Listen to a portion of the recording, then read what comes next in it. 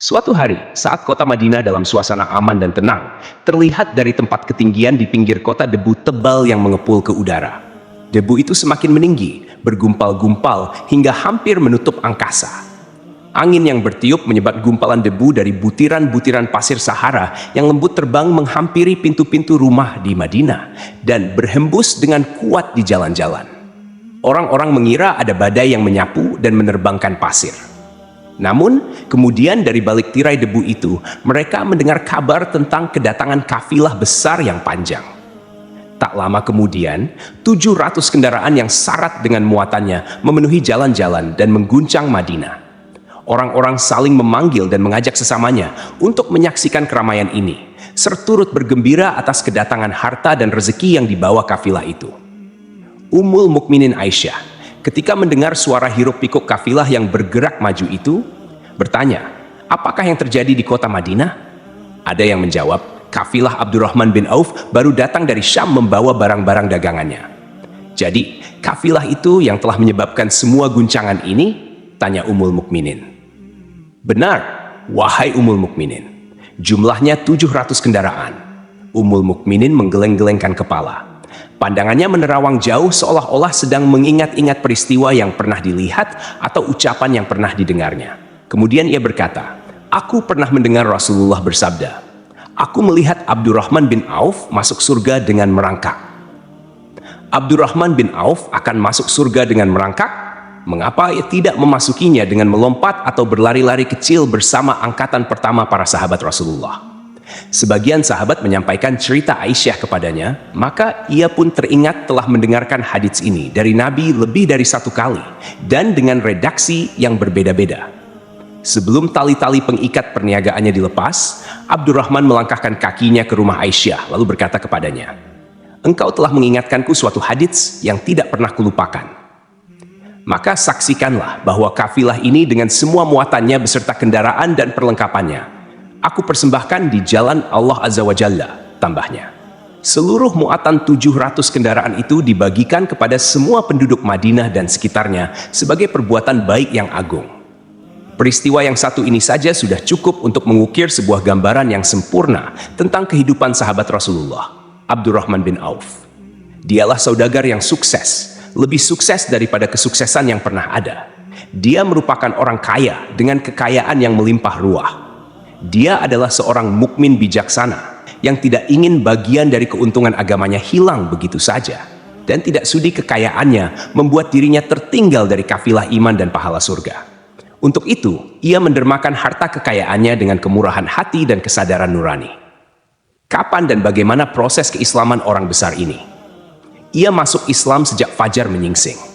Ia telah memasukinya pada permulaan dakwah, yakni sebelum Rasulullah memasuki Darul Arkam dan menjadikannya sebagai tempat pertemuan dengan para sahabatnya yang beriman. Dia adalah salah seorang dari 8 orang yang lebih awal masuk Islam. Abu Bakar datang kepadanya menyampaikan Islam, termasuk kepada Utsman bin Affan, Az-Zubair bin Al-Awwam, Talhah bin Ubaidullah, dan Sa'ad bin Abu Waqqash. Tidak ada persoalan yang tertutup bagi mereka, dan tiada keraguan yang menjadi penghalang. Bahkan mereka segera pergi bersama Abu Bakar As-Siddiq menemui Rasulullah untuk menyatakan bayat dan memikul bendera Islam.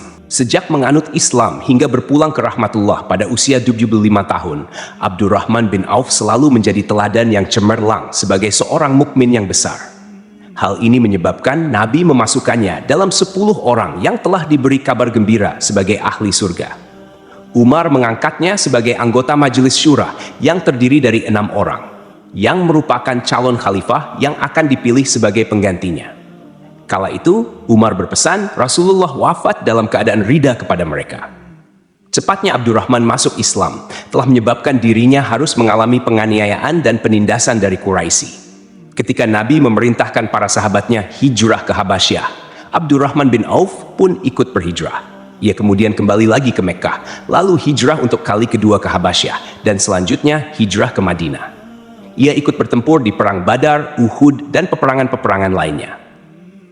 Keuntungannya dalam perniagaan sangat besar hingga mencapai batas yang membuat dirinya sendiri merasa takjub dan heran. Sehingga ia berkata, sungguh, aku melihat diriku ini, seandainya mengangkat batu, niscaya kutemukan emas dan perak di bawahnya. Perniagaan bagi Abdurrahman bin Auf bukanlah jenis perdagangan yang tercela maupun monopoli. Bahkan, ia sendiri bukanlah orang yang loba untuk mengumpulkan harta atas dorongan agar menjadi orang kaya. Bukan itu tujuannya, melainkan suatu amal dan kewajiban yang keberhasilannya akan menambah kedekatan jiwa kepada Allah dan berkorban di jalannya. Abdurrahman bin Auf seorang yang kuat emosi jiwanya, di mana ia menemukan kepuasan emosinya itu dalam amal yang mulia dimanapun berada. Apabila ia tidak sedang syalat di masjid dan tidak sedang berjihad dalam peperangan, ia pasti sedang mengurus perniagaannya yang berkembang pesat sehingga kafilah-kafilahnya dari Mesir dan Syria membawa ke Madinah barang-barang muatan yang dapat memenuhi kebutuhan seluruh jazirah Arab, baik pakaian maupun makanan. Yang menunjukkan bahwa ia seorang yang kuat emosi jiwanya adalah ketika kaum muslimin hijrah ke Madinah. Rasulullah pada waktu itu menerapkan aturan untuk mempersaudarakan dua orang sahabat. Salah seorang dari muhajirin warga Mekkah dan yang lain dari Ansyar penduduk Madinah. Persaudaraan ini berjalan dengan sempurna hingga membuat hati terpesona. Orang-orang Ansyar yang merupakan penduduk asli Madinah membagi seluruh kekayaan miliknya menjadi dua dengan saudaranya dari kalangan muhajirin. Bahkan istri pun direlakan. Apabila ia beristri dua, ia pun rela menceraikan satu untuk diperistri saudaranya. Ketika itu Rasul yang mulia mempersaudarakan antara Abdurrahman bin Auf dengan Sa'ad bin Rabi. Marilah kita dengarkan sahabat yang mulia. Anas bin Malik mengisahkan kepada kita apa yang terjadi. Sa'ad berkata kepada Abdurrahman, "Saudaraku, aku adalah penduduk Madinah yang paling banyak harta. Silakan pilih separuh hartaku dan ambillah. Aku juga mempunyai dua istri. Perhatikan yang lebih menarik hatimu dan aku akan menceraikannya, sehingga engkau dapat memperistri dirinya." Abdurrahman bin Auf menjawab, "Semoga Allah memberkahi dirimu dalam istri dan hartamu. Tunjukkanlah letak pasar kepadaku." Abdurrahman pergi ke pasar. Ia berjual beli di sana dan mendapatkan keuntungan. Kehidupan Abdurrahman bin Auf di Madinah, baik semasa Rasulullah maupun sepeninggal beliau, selalu ditunaikan dengan sempurna untuk memenuhi hak din ini dan beramal di dunia. Perniagaannya sukses dan menguntungkan. Seperti diungkapkannya sendiri, bahwa seandainya ia mengangkat batu dari tempatnya, ia pasti mendapatkan emas dan perak di bawahnya. Salah satu faktor yang membuat perniagaannya berhasil dan mendapatkan berkah adalah karena ia sangat selektif untuk berniaga yang halal dan benar-benar menjauhkan diri dari segala bentuk jual beli yang haram, bahkan yang syubhat. Selain itu, faktor yang menambah kejayaan dan keberkahan Abdurrahman bin Auf adalah labanya yang bukan hanya untuk dirinya sendiri, melainkan di dalamnya terdapat bagian Allah yang ia penuhi dengan baik. Ia menggunakan hartanya untuk memperkokoh hubungan kekeluargaan dan mengeratkan tali persaudaraan, serta menyediakan perlengkapan yang diperlukan tentara Islam. Bila total perniagaan dan kekayaan lainnya ditambah keuntungan yang diperolehnya dihitung, jumlah kekayaan Abdurrahman bin Auf dapat diperkirakan dengan memperhatikan jumlah yang dibelanjakan di jalan Allah, Rabb semesta alam. Suatu hari ia mendengar Rasulullah bersabda, "Wahai Ibnu Auf, engkau termasuk golongan orang kaya dan engkau akan masuk surga dengan merangkak. Karena itu, pinjamkanlah kekayaan itu kepada Allah, agar Dia mempermudah langkahmu." Sejak mendengar nasihat Rasulullah ini dan menyediakan bagi Allah pinjaman yang baik, Allah justru semakin melipat gandakan kekayaannya hingga berlimpah. Suatu hari ia menjual tanah seharga 40.000 dinar. Kemudian uang itu dibagi-bagikan semua untuk keluarganya dari Bani Zuhrah, untuk para istri Nabi, dan untuk kaum muslimin yang miskin. Pada kesempatan lain, ia menyerahkan 500 ekor kuda untuk perlengkapan tentara Islam. Pada hari lain, ia menyerahkan 1.500 kendaraan. Menjelang wafat, ia mewasiatkan 50.000 dinar untuk diinfakkan di jalan Allah. Ia juga berwasiat bagi setiap orang yang ikut perang Badar dan masih hidup, masing-masing mendapatkan 400 dinar. Hingga Utsman bin Affan juga mengambil bagian dari wasiat itu, meskipun termasuk orang kaya. Ia berkata, "Harta Abdurrahman bin Auf halal lagi bersih, dan memakan harta itu membawa keselamatan dan keberkahan." Ibnu Auf adalah seorang yang mengendalikan hartanya, bukan dikendalikan oleh hartanya. Sebagai buktinya, ia tidak mau celaka dengan mengumpulkannya dan tidak menyimpannya. Bahkan ia mengumpulkannya dengan tetap merendahkan hati dan dari jalan yang halal. Kemudian harta itu tidak ia nikmati untuk kepentingan sendiri, melainkan untuk dinikmati bersama keluarga, kerabat, rekan-rekan, dan masyarakat seluruhnya. Karena begitu luas pemberian serta bantuannya, ada yang mengatakan seluruh penduduk Madinah berserikat dengan Abdurrahman bin Auf pada hartanya. Sepertiga dipinjamkannya kepada mereka, sepertiga lagi dipergunakannya untuk membayar utang-utang mereka, dan sepertiga sisanya dibagi-bagikannya kepada mereka. Harta kekayaan ini tidak akan pernah membuat keadaan dan kesenangan pada dirinya selama ia belum menemukan jalan untuk membela agama dan membantu rekan-rekannya. Adapun untuk selain itu, ia selalu merasa khawatir terhadap kekayaannya. Suatu hari dihidangkan kepadanya makanan untuk berbuka, karena waktu itu ia sedang berpuasa. Ketika pandangannya tertuju pada hidangan tersebut, selera makannya pun bangkit. Namun ia justru menangis sambil berkata, Mus'ab bin Umair telah gugur sebagai syahid, dan ia jauh lebih baik daripada aku. Ia hanya mendapat kafan selai kain, yang jika ditutupkan ke kepalanya, maka kelihatan kakinya, dan jika ditutupkan ke kakinya, terbuka kepalanya. Demikian pula Hamzah yang jauh lebih baik daripada aku. Ia pun gugur syahid, dan saat akan dikuburkan hanya mendapatkan sehelai selendang. Dunia telah dihamparkan kepada kami seluas-luasnya, dan hasil sebanyak-banyaknya telah diberikan kepada kami. Sungguh kami khawatir bila pahala kebaikan kami telah disegerakan balasannya di dunia. Pada peristiwa lain, sebagian sahabatnya berkumpul bersamanya menghadapi jamuan makan di rumahnya. Lihat Senin sebelum berpulang di hadapan mereka, Abdurrahman menangis sehingga rekan-rekannya bertanya, "Apa yang buat menangis? Wahai Abu Muhammad?" Abdurrahman bin Auf pun menjawab, "Rasulullah telah wafat dan semasa hidupnya beliau beserta keluarganya tidak pernah merasakan kenyang makan roti gandum. Apa harapan kita apabila dipanjangkan usia tetapi tidak menambah kebaikan bagi kita?" Demikianlah, kekayaannya yang melimpah itu sedikit pun tidak membangkitkan kesombongan dan takabur dalam dirinya. Bahkan orang-orang mengatakan tentang dirinya, seandainya seorang asing yang belum pernah mengenalnya kebetulan melihatnya sedang duduk bersama budak-budaknya, niscaya ia tidak bisa membedakannya di antara mereka. Namun, bila orang asing itu mengenal satu saja sisi jihad Ibnu Auf dan ujian yang dihadapinya, ia pasti langsung mengetahui siapa dia. Misalnya, jika ia mengetahui bahwa di tubuhnya terdapat 20 bekas luka dari perang Uhud dan bahwa salah satu dari bekas luka ini meninggalkan cacat pincang yang tidak sembuh-sembuh pada salah satu kakinya, atau jika ia tahu bahwa beberapa gigi serinya rontok di perang Uhud yang menyebabkan kecadilan yang jelas pada ucapannya, maka ia pasti menyadari bahwa laki-laki yang berperawakan tinggi dengan wajah berseri, kulit halus, pincang, dan cadel sebagai tanda jasa dari perang Uhud, itulah Abdurrahman bin Auf. Semoga Allah ridha kepadanya, dan ia pun ridha kepada Allah. Kita sudah terbiasa memperhatikan tabiat manusia, bahwa harta kekayaan biasanya menyebabkan seseorang suka berkuasa.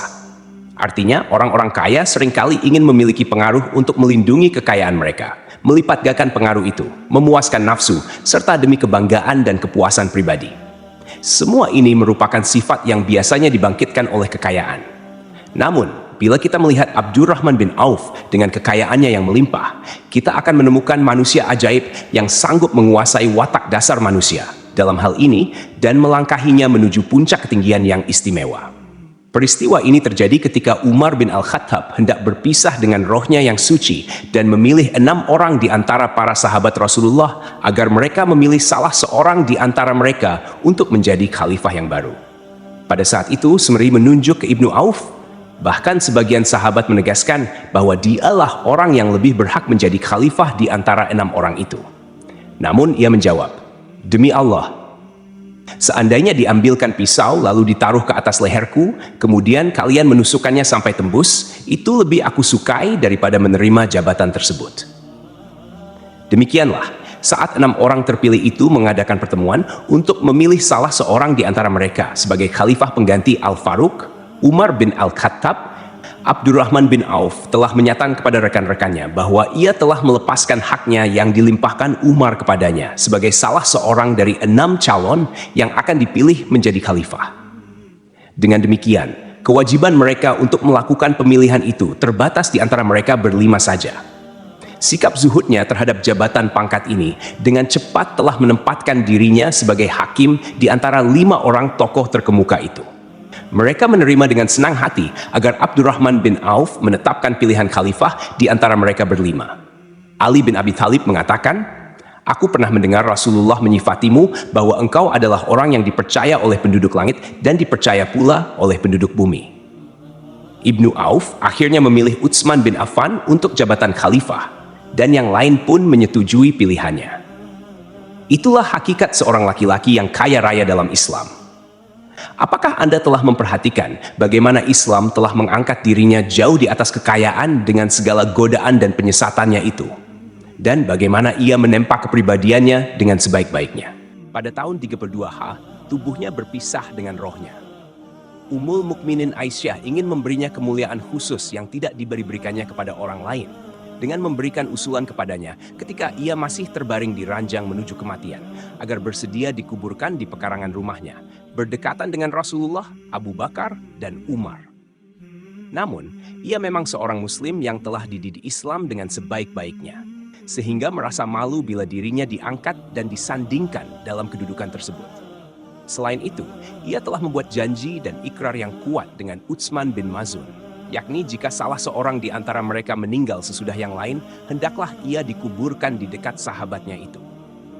Saat rohnya bersiap-siap memulai perjalanannya yang baru, air matanya meleleh, sedangkan lidahnya bergerak-gerak mengucapkan kata-kata, "Aku khawatir dipisahkan dari sahabat-sahabatku karena kekayaanku yang melimpah ruah." Namun, ketenangan dari Allah segera menyelimutinya, lalu senyuman tipis menghiasi wajahnya, disebabkan sukacita yang memberi cahaya dan kebahagiaan yang menenteramkan jiwa. Ia memasang telinganya untuk menangkap sesuatu, seolah-olah ada suara yang lembut merdu yang datang mendekat. Ia sedang mengenang kebenaran sabda Rasulullah yang pernah beliau ucapkan, Abdurrahman bin Auf di dalam surga. Ia mungkin juga sedang mendengarkan janji Allah dalam kitabnya. Orang yang menginfakkan hartanya di jalan Allah, kemudian tidak mengiringi apa yang diinfakkan itu dengan menyebut-nyebutnya dan menyakiti perasaan penerima. Mereka memperoleh pahala di sisi Rabb mereka. Tidak ada rasa takut pada mereka, dan mereka tidak bersedih hati.